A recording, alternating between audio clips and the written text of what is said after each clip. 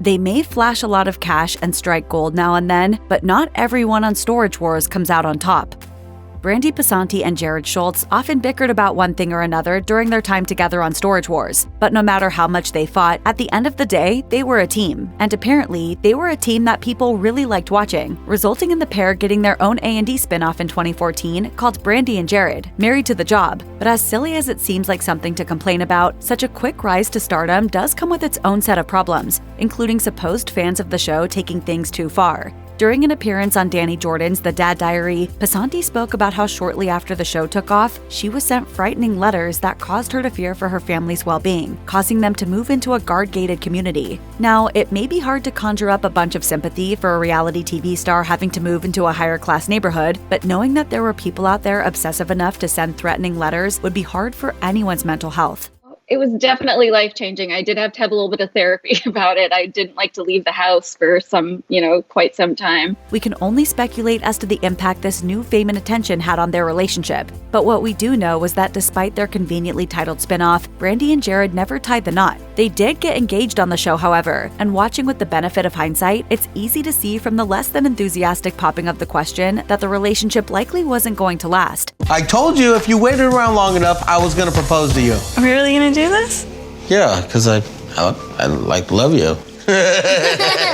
On the season 13 premiere of Storage Wars in 2021, Schultz and Passante announced that their relationship had ended, though the two continued to work together on the show. All seemed well for the ex-lovers after their split until May of that year, when TMZ reported that Schultz was facing charges of domestic violence against his former partner. According to the publication, Schultz got into a verbal dispute with Passante while she was with some friends at a bar in Orange County. After Passante unsuccessfully told her ex to leave, the two allegedly got physical. Schultz appeared to remain silent about the ordeal, leaving fans to wonder if the news was real or not. The only confirmation Storage Wars fans got was a cryptic Instagram post from Passante, showing off a tattoo that read "Free," accompanied by a lengthy caption explaining how her tattoo tied into her history of domestic violence, writing, "To me, it means that somehow, by the grace of God, I managed to escape a very difficult situation that so many people fall victim to. I will be eternally grateful for the life and freedom, without fear, that I get to live now." When people enjoy watching you go through old storage units so much that you get your own spin-off, it's safe to call yourself a fan favorite. Weiss, the self-proclaimed collector, clinched the title of bona fide reality TV star with the launch of Buried Treasure in 2014. The show only lasted one season, and soon after it ended, Weiss stepped away from the worlds of both reality TV and treasure hunting to spend more time on his motorcycle. Unfortunately, it was while he was out for a ride on his bike that he got in an accident that landed him in the hospital in 2019. As reported by TMZ that year, Weiss and his friend Jamie took their motorcycle out for a ride in the Los Feliz neighborhood in Los Angeles. According to the publication, Barry and Jamie rammed into the back of a car coming out of a parking space. While Jamie only sustained a few minor injuries himself, he took to Instagram to further inform his followers of Weiss's status, who had more fractures and internal complications, which resulted in him landing in the ICU. This is like seeing the Grim Reaper kind of knock at your door. Weiss survived, but he also had to endure several surgeries on his back and femur. But luckily, after a lengthy rehabilitation process, Barry was free to frolic back out into the world. And though season 15 appeared to be his last appearance on the show, we're sure he's out there somewhere doing what he does best, driving crazy cars and sorting through someone's old junk.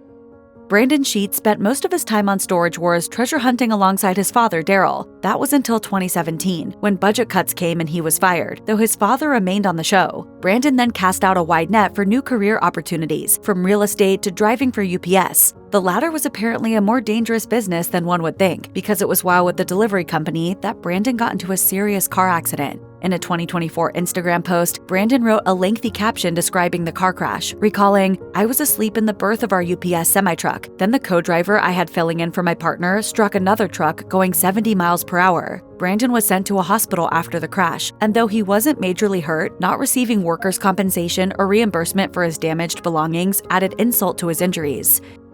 The success of Storage Wars has made us all aware of one undeniable fact. People love a mystery box, whether it be a prize won at a raffle or a storage unit won at an auction. But if viewers were completely honest, at least a few of them probably have the same thought whenever one of those units were opened up. I wonder if there's something dead in there. It's not out of the realm of possibilities, because it happened to Darrell Sheets. On a special episode of Storage Wars that had the cast cool it with the bidding and chat it up with each other instead, Laura Dotson described a story she heard about a woman finding a corpse in an abandoned storage unit. It was a creepy story, but Sheets one-upped her, saying, "I actually found a body years ago in like 1988 down in San Diego, California. You know, I don't really want to talk about it a whole lot, but it wasn't a pleasant situation. But in this business, it does happen." During a 2012 interview with Reality Weekly, Sheets let loose a few more grisly details, and upon hearing them, it's no wonder that he's reluctant to talk about it. According to Sheets, the San Diego Police Department informed him that the corpse was that of a wife who was murdered by her husband, before adding, "It was a very horrific story, and it was an occult group and all that kind of stuff. The San Diego police confiscated everything in the locker." Some shows depict epic battles between good and evil, with clear heroes and villains. And then there are shows about bidding on storage units. But if anyone on a show about paying a bunch of money to dig through old junk could really be considered an antagonist, it would be Dave Hester. What's the game plan for today, Dave? To destroy everybody.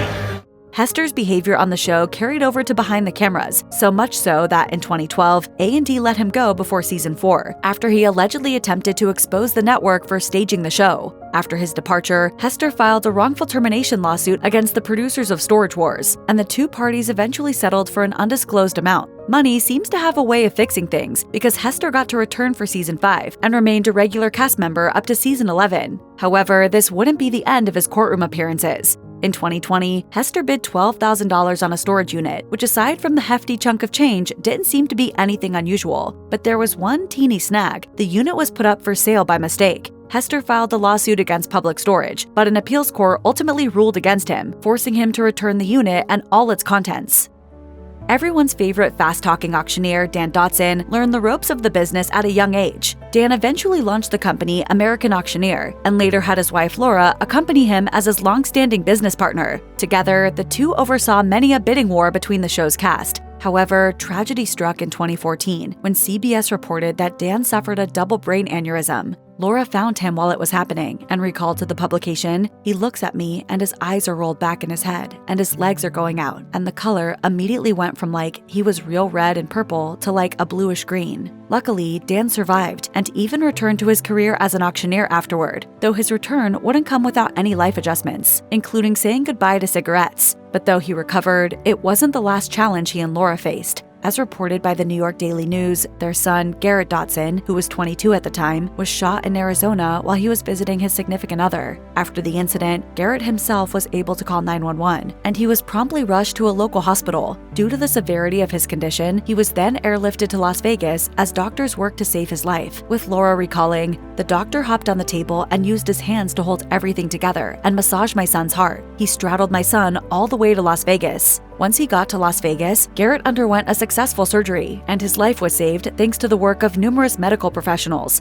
As for the shooter, people reported that another Garrett Wilder, was arrested shortly after the incident and was charged with 2 counts of aggravated assault, disorderly conduct with a weapon, and other related crimes. In 2013, Rene Nezhoda joined the Storage Wars cast alongside his wife Casey. While their dynamic rivaled that of the other couples on the show, the pairing that fans remember most was Rene and his father, Gunter. After being introduced in 2015, Gunter quickly became a fan favorite throughout his guest appearances. Unfortunately, in March 2023, Rene took to Instagram to share that his father had passed away at 67 years old. In a video addressing his father's death, Rene unveiled that Gunter was diagnosed with lung cancer 6 months prior due to a never-ending smoking habit. While his family held out hope for him getting better, Rene noted that his lungs had been damaged beyond repair, leaving his doctors helpless in getting him better. Despite his apparent grief throughout the video, Rene felt it was his responsibility to share the news of his father's passing due to how beloved he was within the Storage Wars fanbase.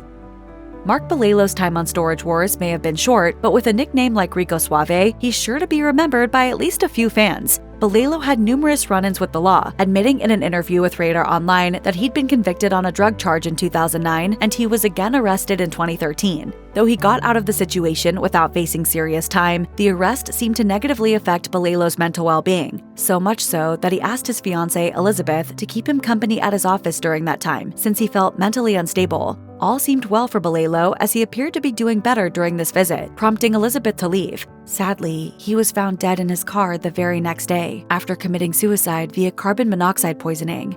If you or someone you know is struggling or in crisis, help is available. Call or text 988 or chat 988lifeline.org.